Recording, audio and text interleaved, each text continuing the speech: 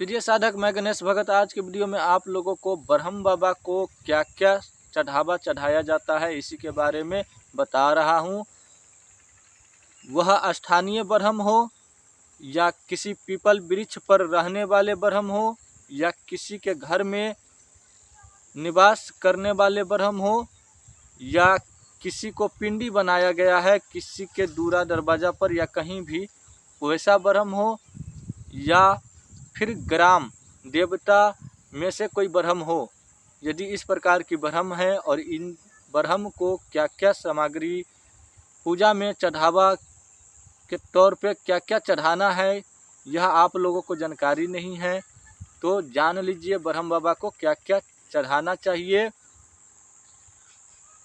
ब्रह्म बाबा को अधिकतर जो चढ़ता है हमारे क्षेत्र में वह जानकारी दे रहा हूँ। आपके इधर क्या चढ़ता है आप अपने हिसाब से देख सकते हैं। कई जगह पर ब्रह्म बाबा को लाल लंगोटी भी चढ़ाया जाता है और कई जगह पर सफ़ेद लंगोटी भी ब्रह्म बाबा को चढ़ाया जाता है। और इधर आ जाते हैं नैवेद्य में।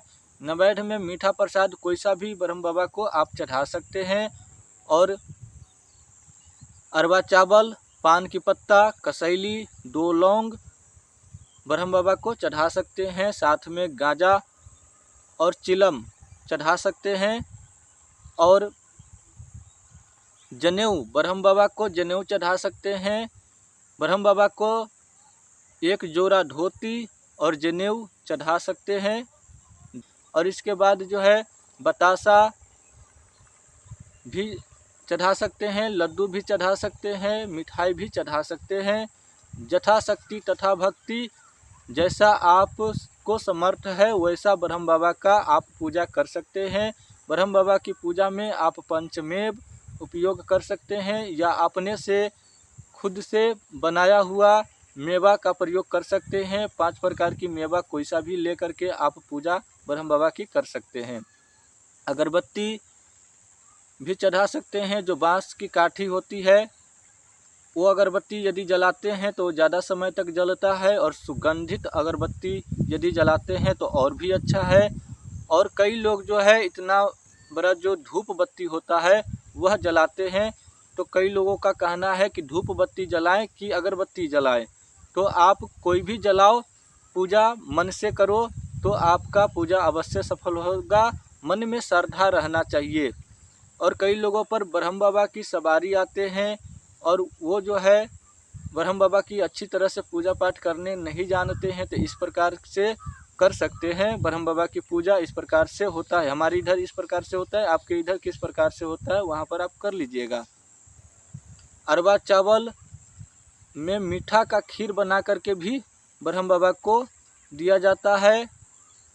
आगी पर लिट्टी जो सेका जाता है वह लिट्टी भी ब्रह्म बाबा को अति प्रिय है, तो वह भी चढ़ाया जाता है। तावे में लिट्टी को नहीं पकाना है, अग्नि पे गोईठी पे पकाना है।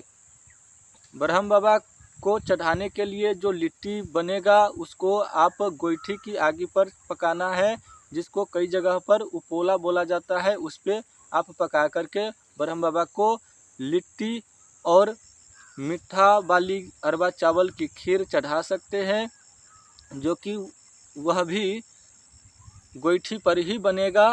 और इस प्रकार से आप ब्रह्म बाबा को पूजा कर सकते हैं। ब्रह्म बाबा को पूजा करने के लिए आप पंडित जी को भी रख सकते हैं या फिर आप जानते हैं तो आप खुद से भी कर सकते हैं। यदि आप जानते हैं तो खुद से ब्रह्म बाबा की पूजा कर सकते हैं। यदि आप खुद से नहीं करना चाहते हैं तो किसी पंडित को रख सकते हैं। पंडित को रख करके ब्रह्म बाबा का पूजा करें और ब्रह्म बाबा को पूजा करके बची हुई सामग्री जो है गांव समाज में या जो लोग देखने आए हैं उनको आप प्रसाद रूप में दे सकते हैं।